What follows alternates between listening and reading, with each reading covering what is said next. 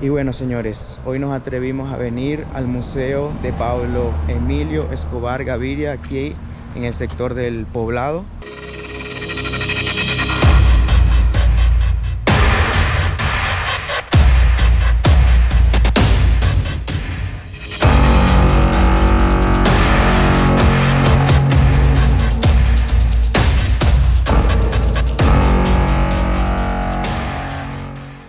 Durante los años de 1980 y 90, Medellín fue dominada por Pablo Emilio Escobar Gaviria y el famoso Cartel de Medellín.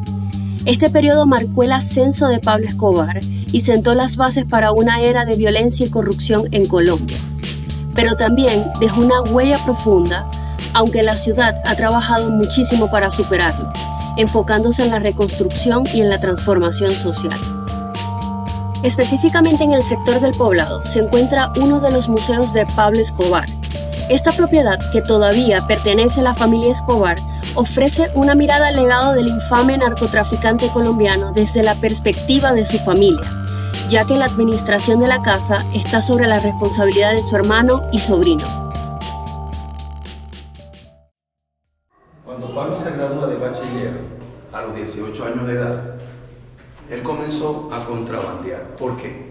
Porque él quería estudiar economía y de hecho entró a la facultad porque él fue el segundo mejor promedio de toda Colombia. Pero como la universidad era para la cremita de la riqueza de acá, él no pudo. Y lo que comenzó fue contrabando. Durante la visita, el guía te explica los inicios de Pablo Escobar en el mundo de los negocios ilícitos y cómo se convirtió en uno de los criminales más infames de toda la historia. También cómo a lo largo de los años su influencia y riqueza ilícita crecieron de manera exponencial, llevándolo a enfrentarse con grupos rivales, lo que lo motivó a construir casas con varios escondites y túneles para huir en caso de que sus enemigos fueran por él. No se iba a confiar nada más en una sola vía de escape. Entonces, para esta casa había tres. Un primer túnel que lo sacaba por acá hacia otra casa, pero es que no solamente se conectaba una casa con otra. En las casas seguían saliendo túneles y lo llevaban bajo tierra hacia una casa caleta principal, Loma Los Balsos, Finca El Bizcocho. Todos los túneles bajo tierra llegaban allá. Para nadie es un secreto que la familia de Escobar estuvo presente durante gran parte de la vida de Pablo y experimentó tanto los beneficios como las consecuencias de su participación en el narcotráfico. Pablo tuvo varios hermanos, pero solo uno de ellos, llamado Roberto, mejor conocido como el Osito, estuvo involucrado en las actividades del Cartel de Medellín. Una historia impactante sobre él es que después de la muerte de Pablo Escobar en 1993, Roberto fue arrestado y pasó varios años en prisión. Pero durante su tiempo en la cárcel sufrió un atentado que lo dejó con secuelas irreversibles. Eso es un área rural. Su papá era un campesino y su mamá una maestra. Hoy día pues estamos hartos. Y su mamá de diabetes y su papá de un ataque cardíaco. Los hermanos que ves acá, Roberto Escobar, ya te dije que él era el contador del Cartel de Medellín.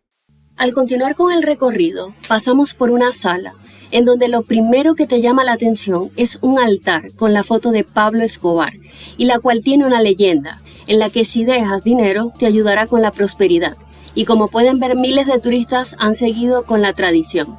También podemos observar otras pertenencias como diferentes cajas fuertes con la firma del mismísimo Escobar. Uno de los objetos icónicos que le pertenecían a Pablo Escobar y se encuentra en la casa es una reliquia del Santo Niño de Atocha, de quien era bastante devoto. Luego pasamos al espacio en donde se encuentran los carros que utilizó Pablo, incluyendo los de carreras, de cual era fanático. Y un dato curioso que nos explicaron fue sobre los invitados de la famosa Hacienda Nápoles. Para quien no sabe, esta hacienda era propiedad de Pablo Escobar y contaba con comodidades extravagantes, incluyendo una pista de aterrizaje, un zoológico privado con animales exóticos, una piscina y una cancha de tenis.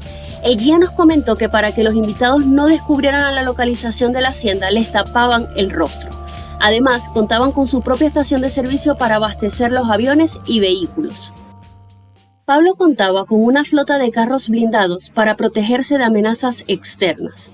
Estos vehículos estaban equipados con medidas de seguridad avanzadas, como blindaje antibalas y sistemas de comunicación especializados, que no solo cumplían una función práctica para su seguridad, sino que también simbolizaba su poder y riqueza. Algunos de estos vehículos eran lujosos y personalizados, reflejando el gusto ostentoso de Escobar.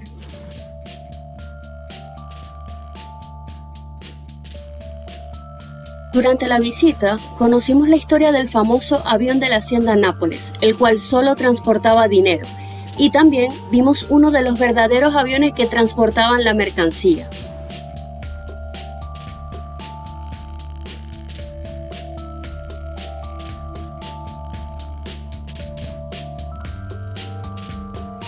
Y la historia de esta moto fue de mis preferidas, pues Pablo la pintaba de 2 colores diferentes para distraer a las personas en la calle cuando cometía sus robos. De esta forma no podía ser identificado.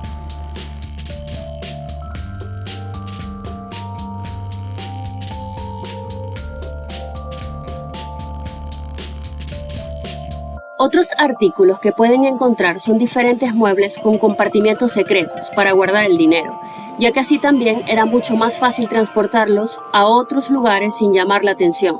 Y por supuesto, no pueden faltar las fotos de muchos momentos importantes de su vida. Este es el Deportivo de Medellín. ¿Y por qué patrocinaba a los dos? Porque él tenía amigos en ambos.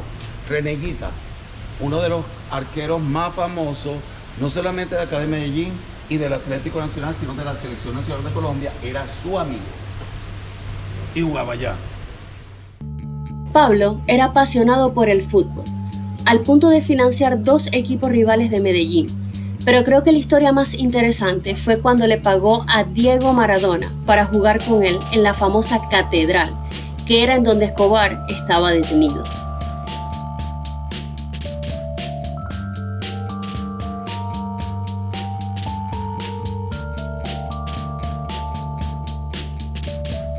Después de la muerte de Pablo Escobar en 1993, Medellín ha experimentado una transformación significativa en diversos aspectos, buscando superar los desafíos y construir un futuro más próspero. Y si les gustó este video, no olviden suscribirse, dejar sus comentarios y darle like. Chao, chao, hasta una próxima.